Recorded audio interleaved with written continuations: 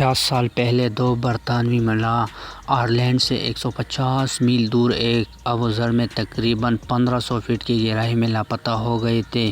Metre کی قطر کی steel کے اس ابوذر میں 3 دن تک 1.8 پسے رہنے کے بعد جب ان افراد کو بچایا گیا تو ان کے پاس صرف 12 منٹ کی آکسیجن باقی تھی۔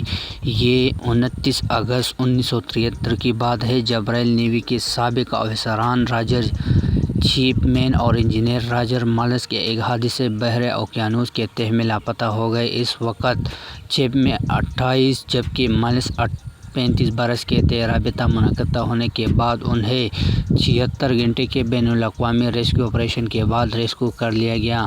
پائلٹ راجر چیپمین اور سینئر پائلٹ راجر ملز نے پائرس 3 کو معمول کے مطابق رات 1:15 پر پانی میں اتارا۔ کینیڈا کی یہ commercial Abuzar Irish post office کی جانب سے چارٹر کی گئی تھی۔ آئرلینڈ کے شہر کارک کے جنوب مغرب میں 150 میل دور سمندری تہہ میں ٹرانس اٹلانٹک ٹیلی فون کیبل بچھا رہے تھے۔ چیپمین نے بتایا کہ عام طور پر 1600 فٹ یعنی 500 میٹر کی گہرائی تک پہنچنے میں تقریباً 40 منٹ لگتے تھے اور واپس اوپر آنے میں اس کے کچھ کم۔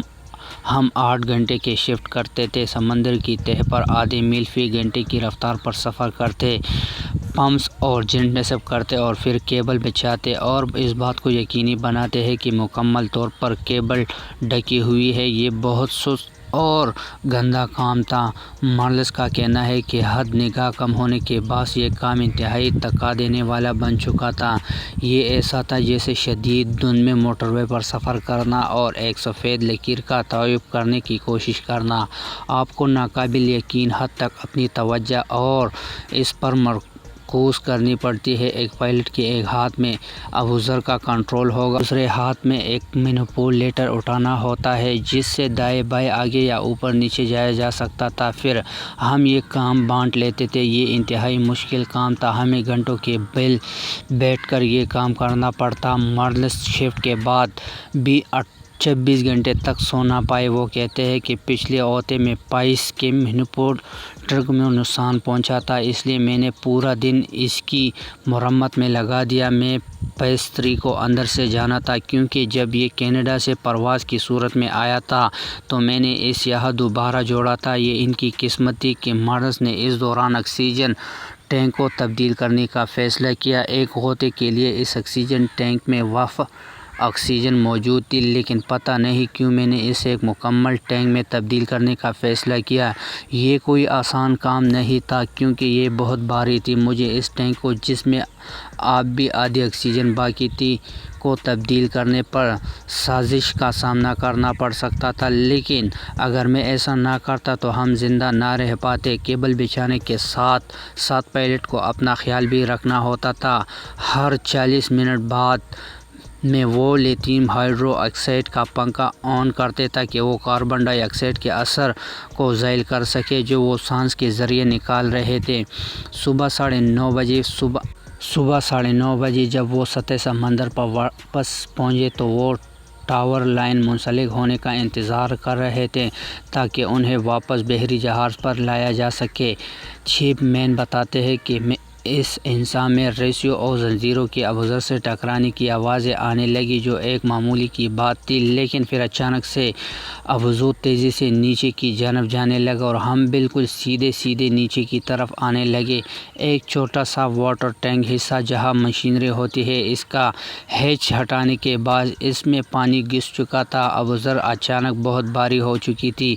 ملز کا کہنا ہے کہ ہمیں بہت زیادہ جھٹکے لگ رہے تھے۔ یہ بہت خوفناک تھا، جیسے سب کچھ خراب ہو چکا ہو یا ٹوٹ چکا ہو۔ انہوں نے یہ سب پہلے برقی نظام کو بند کر دیا۔ یوں اندر مکمل اندھیرا چھا گیا۔ اس کے ساتھ انہوں نے ابوذر کو ہلکا کرنے کے لیے 181 کلو گرام وزن بھی گرایا تاکہ اس کا ہلکا کیا جا سکے۔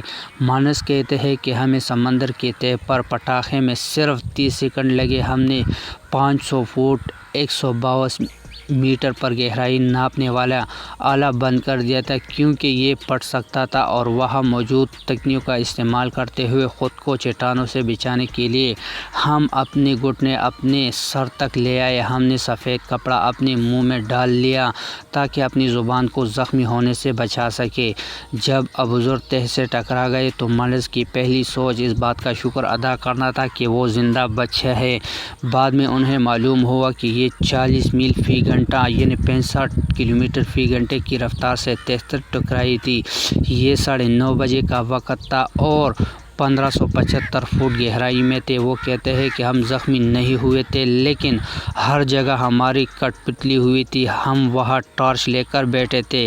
ہمیں معلوم نہیں تھا کہ ہم ایک گڑھے سے ٹکرا گئے تھے، اس لیے ہم سمندر کے تہہ سے بھی نیچے موجود تھے۔ ہم نے ٹیلی فون پر رابطہ کیا اور یہ پیغام بھیجا کہ ہم دونوں ٹھیک ہیں، اس کے حوصلے بلند ہیں اور وہ خود منظم کر رہے ہیں۔ انہوں نے یہ بھی بتایا کہ ابتدائی اشارے بتاتے ہیں کہ ان کی آکسیجن کی سپلائی سنچری کی صبح تک جاری رہے گی۔ سفر کے آغاز میں ان کے پاس 72 گھنٹے کی آکسیجن تھی لیکن اس سے قبل وہ 8 گھنٹے کی آکسیجن استعمال کر چکے تھے۔ اب ان کے پاس صرف 66 گھنٹے باقی تھے۔ چپ مین کے مطابق دونوں نے پہلے چند گھنٹے خود کو منظم کرنے میں گزارے۔ وہ کہتے ہیں کہ ابوذر تقریباً الٹ چکی تھی اور ہمیں اسے دوبارہ تربیت دینا تھا، اس نے سامان کو ٹھیک کرنا تھا اور اس بات کو یقینی بنانا تھا کہ کچھ لیک تو نہیں ہو رہا ہے۔ انہوں نے فیصلہ کیا کہ آکسیجن باقی رہے گی تو ہمیں بہت کم استعمال کرنے کی ضرورت ہوگی۔ وہ کہتے ہیں اگر آپ آکسیجن استعمال نہیں کرتے تو آپ 1/4 آکسیجن کا استعمال کرتے ہیں، آپ نہ بات کرتے ہیں اور نہ ہی حرکت کرتے ہیں۔ دونوں نیچے کی طرف بیٹھے ہوئے گندی بھری ہوئی سے جتنا اوپر ممکن ہو سکا لیٹ گئے۔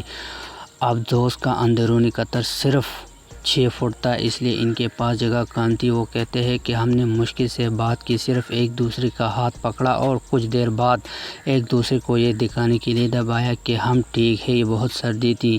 میں ویسے بھی اچھی حالت میں نہیں تھا کیونکہ میں ابھی 3 یا 4 دن پہلے تیزابیت کا شکار ہونے کے بعد کچھ زیادہ نہیں کھایا تھا، لیکن ہمارا کام زندہ رہنا تھا۔ ادھر سمندر کی سطح پر ریسکیو کی کوششیں جاری تھیں۔ امدادی جہاز ورکر وینچر جو اس وقت بحر شمالی میں تھا، اس سے 10:30 بجے رابطہ کیا گیا اور ابوذر پیٹس 2 کو واپس لانے کی ہدایت کی گئی۔ رائل نیوی کی HMS ہیکٹ کو 12:09 پر خصوصی ریسکیو کے ساتھ جائے وقوع پر بھیجا گیا اور RAF کا نمرود طیارہ نے اوپر پرواز کی۔ امریکہ بحر کے ایک ابوذر کی تروتری سمندر میں ہم نکالنے کے لیے ڈیزائن کیا گیا تھا، کیلیفورنیا سے بھیجا گیا تھا اور کینیڈین کوسٹ گارڈ کا جہاز جان کوبٹ سونامی سے روانہ ہوا۔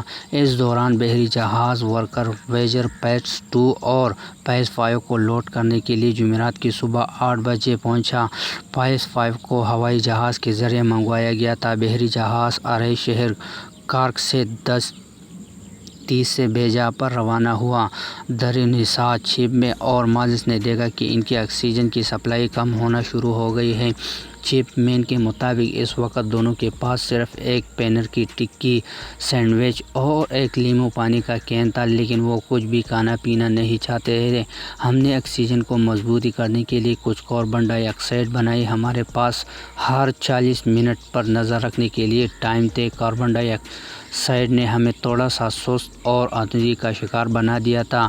چپ مین کہتے ہیں کہ ہم نے اپنے خاندانوں کے بارے میں بھی سوچنا شروع کیا۔ میں نے اپنی شادی کی تھی، اس لیے میں اپنی بیوی جوان کے بارے میں سوچ رہا تھا، لیکن راجر ملز کے 4 بیٹے اور ایک بیوی تھی اور وہ اس بارے میں تھوڑا سا پریشان ہونے لگے کہ وہ کیسے ہے۔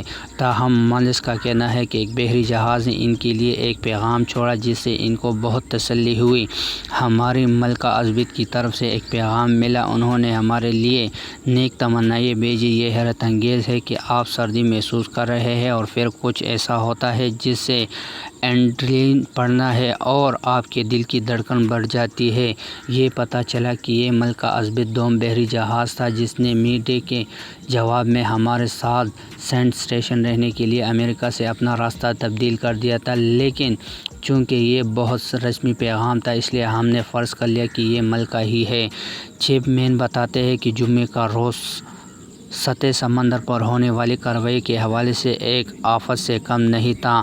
پہلے پیس 2 کو رات 2 بجے لانچ کیا گیا تھا۔ اسے ایک خاص پولی پرولین رسی کے ساتھ بھیجا گیا تھا جو سنیپ ہیک کے ساتھ منسلک تھا۔ لین لفٹنگ رسی مختلف وجوہات کے باعث پھٹ گئی، اس لیے اسے مرمت کے لیے واپس بحری جہاز میں جانا پڑا۔ پیپس کوفایو کو ایک ٹوگل کے ساتھ منسلک پولی پرولین لائن کے ساتھ دوبارہ لانچ کیا گیا۔ وہ اسے سمندر کی تہہ تک پہنچانے میں کامیاب ہوئے، لیکن وہ متاثرہ پیپس 3 کو نہیں ڈھونڈ سکا۔ اسے توانائی ختم ہونے کے بعد سطح پر واپس آنا پڑا اور بعد میں دوبارہ کوشش کرنی پڑی۔ چیف مین کہتے ہیں کہ پیپس 5 کی ہمیں ملنے سے پہلے تقریباً 1 بج کر وقت تھا اور یہ جاننا حیرت انگیز طور پر حوصلہ افزائی تھا کہ کسی کو معلوم ہے کہ ہم کہاں ہیں، لیکن جب پیپس 5 کو سنیپ ہیک کو جوڑنے کی کوشش کی تو یہ کوشش ناکام ہو گئی۔ ہمارے 72 گھنٹے کی آکسیجن ختم ہو چکی تھی، ہمارے پاس لیتھیم ختم ہو رہا تھا۔ کاربن ڈائی آکسائیڈ کو صاف کرنے کے لیے ہائیڈروجن آکسائیڈ کا استعمال کیا گیا تھا۔ یہ بہت برا اور ٹھنڈا تھا اور ہم یہ سوچ کر تقریباً ہار مان چکے تھے کہ اب کچھ نہیں ہو سکتا۔ چیف مین کہتے ہیں کہ ایک چیز جس نے اس کی مدد کی وہ ڈولفن کی موجودگی تھی۔ ہم نے ڈولفن کو 28 تاریخ کو دیکھا تھا اور اگرچہ اب ہم انہیں نہیں دیکھ پا رہے تھے، میں پوری 3 دن تک پانی کے اندر ٹیلی فون پر ان کی آوازیں سن سکتا تھا، ان سے مجھے بہت خوشی ملتی تھی۔ پیپس 2 کی خصوصی طور پر ڈیزائن کردہ ٹوگل اور ایک پولی پرولین لائن کے ساتھ دوبارہ بھیجا گیا۔ چیف مین کہتا ہے کہ صبح 5 بجے کے بعد اس نے ہم پر ایک لکیر لگائی تھی کیونکہ اسے معلوم تھا کہ ہم زندہ ہیں، لیکن مالنس کا کہنا ہے کہ انہیں یقین نہیں تھا کہ لفٹ کام کرے گا۔ مجھے لگتا ہے کہ اس وقت اگر وہ ہم میں سے کسی پوچھنے کا ہم انہیں چھوڑنا چاہتے ہیں یا اٹھانا چاہتے ہیں تو ہم دونوں کہتے ہیں ہم اکیلا چھوڑ دو۔ پیپس 3 کو اٹھانے کا کام شروع ہوا۔ چیف مین کا کہنا ہے کہ جیسے ہم سمندر کے تہہ سے اٹھایا، یہ بہت تڑتڑاہٹ پر مبنی اور پریشان کن تھا۔ چڑھائی کے دوران لفٹ 2 بار روکی گئی، ایک بار 350 فٹ پر اور دوسری بار 100 فٹ پر تاکہ غوطہ خور بھاری لفٹ لائنوں کو جوڑ سکے۔ مالنس کا کہنا ہے کہ ہم ہل جل رہے تھے اور لرز رہے تھے کہ اس لیے انہیں مزید رسیاں لینے کی ضرورت تھی تاکہ وہ ایک ہی دفعہ اٹھا سکے۔ چیف مین کہتے ہیں شاید انہوں نے یہ سوچا کہ ہم مر چکے ہوں گے جب انہوں نے ہچ کو کھولا اور اس میں تازہ ہوا اور سورج کی روشنی اچانک داخل ہوئے تو ہمارے سر درد کرنے لگے، لیکن ہماری حالت خاصی مخدوش بھی اور ابدوز سے باہر نکلنا کافی مشکل تھا، ہم مشکل سے چل سکتے تھے۔ در حقیقت مالنس کا کہنا ہے کہ ہم ہچ کو کھولنے میں 30 منٹ لگے۔ وہ کہتے ہیں اسے بند کر دیا گیا تھا اور یہ الٹا نہیں کھولے گا۔ جب یہ کھولا تو بندوق کی طرح اس کا دروازہ کھولا۔ اب ہم صرف نمکین سمندری ہوا کو سونگھ سکتے تھے۔ یہ دونوں افراد 84 گھنٹے 30 منٹ بعد بالآخر بچا لیے گئے تھے۔ چیف مین کا کہنا ہے کہ جب ہم نے غوطہ لگایا تو ہمارے پاس 72 گھنٹے کی لائف سپورٹ تھی، لیکن ہم مزید 12.5 گھنٹے گزار پائے۔ جب ہم نے سلنڈر میں دیکھا تو ہمارے پاس 12 منٹ کی آکسیجن باقی تھی۔